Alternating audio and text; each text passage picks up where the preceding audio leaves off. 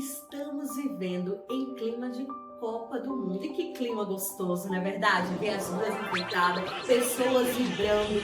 Numa partida de futebol, a gente pode aprender muitas lições.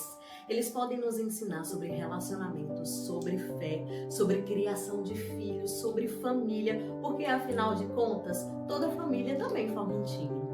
Mas é importante você saber que nós não entendemos absolutamente nada de futebol. Mas em época de Copa, se não é hora de culto, nem o dia de sábado, nós acompanhamos as partidas em que o Brasil joga. Hoje nós vamos ver lições práticas que o futebol pode nos ensinar a nos tornarmos uma família vencedora. A primeira lição, e eu acredito que a mais importante de todas, é sobre o técnico, o treinador. Assim como todo time de futebol, ele precisa de um treinador, a família também precisa de um técnico. Afinal, quem é que vai dirigir a nossa casa? Em alguns lares, a correria acaba sendo esse treinador. Os muitos compromissos que ditam o ritmo de algumas casas. Em outras, onde o homem tem uma compreensão bíblica ou pensa a ter, ele diz que na qualidade de patriarca deve então dirigir, ser a palavra final em sua família. Mas se nesta casa há uma mulher com fortes inclinações à ideologia feminista, ela vai brigar por esse espaço e vai dizer que quem deve dirigir é ela. Mas em um lar cristão, nenhum nem outro buscarão a supremacia. Deus será o técnico dessa família. É Ele que irá ditar o ritmo em que esse time irá jogar. E é importante deixar que o técnico trabalhe bem. Afinal de contas, uma família sem direção é como um time sem um técnico.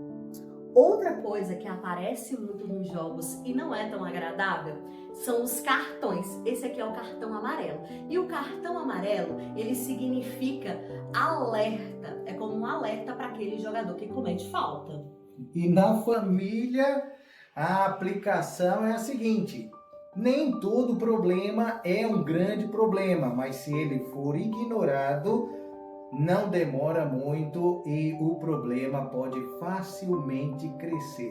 Como eu não entendo de futebol, quando eu vejo um jogador ganhando cartão amarelo, meu primeiro pensamento é: se eu fosse o técnico, eu iria retirá-lo do time agora, a fim de que ele seja preservado de receber um segundo cartão e então seja obrigatoriamente removido. Então, ao ganhar na família um cartão amarelo, você não deve se desesperar a ponto de querer chutar o pau da barraca e acabar com tudo. Mas, como a Wilma já disse, esse é um momento de atenção. São aspectos da vida em que sinais nos são apresentados, em que nós não deveríamos ignorá-los. Outro sinal que a família não deve ignorar é quando recebe o indesejado cartão vermelho. Esse aí é o pior de todos. É aquele momento em que o jogador cometeu tantas faltas que ele precisa sair do jogo. Quando a gente recebe esse cartão vermelho na família, significa que o orgulho prevaleceu, que a falta de respeito, a falta de diálogo, às vezes também até a agressão, mágoas acumuladas venceram e aí alguém precisa sair de jogo. E esse momento é um dos momentos mais tristes. São sinais que a gente não deve ignorar. São quando recebe o cartão amarelo, que são aqueles momentos de alerta, e quando recebe o cartão vermelho, é um momento muito, mas muito delicado. Um outro aspecto interessante dessa nossa analogia entre família e futebol é que os cartões, eles são precedidos por uma falta. E esse é, sem sombra de dúvida, o sinal mais importante a ser considerado no convívio familiar, seja do esposo para com a esposa ou dos pais para com os filhos, que é a falta de perdão. A melhor maneira que alguém tem para dizer eu te amo é quando ele pode dizer em outras palavras: eu errei, me perdoe. Sabe aquele outro momento em que a gente pensa, não, acabou, tá acabando. São 45 minutos no primeiro tempo, 45 no segundo tempo. E de repente o tempo é prorrogado. Nem sempre essa prorrogação é favorável. Às vezes sim, às vezes não. E a gente precisa saber aproveitar bem o tempo de prorrogação. Existem fases no jogo em que o time está desejoso que a partida se prolongue. Por quê? Porque eles estão bem no placar. Na nossa vida é quando as coisas estão indo exatamente como nós pretendíamos.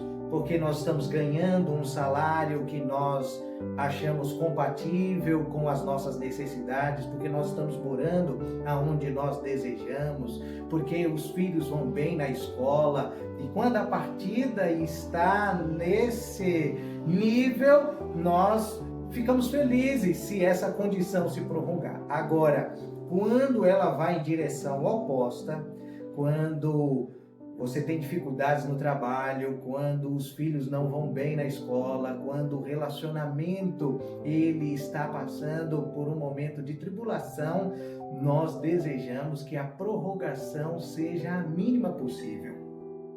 Isso mesmo. Só que a gente precisa aproveitar esse tempo de prorrogação para aprender a pedir perdão, para se reconciliar como família.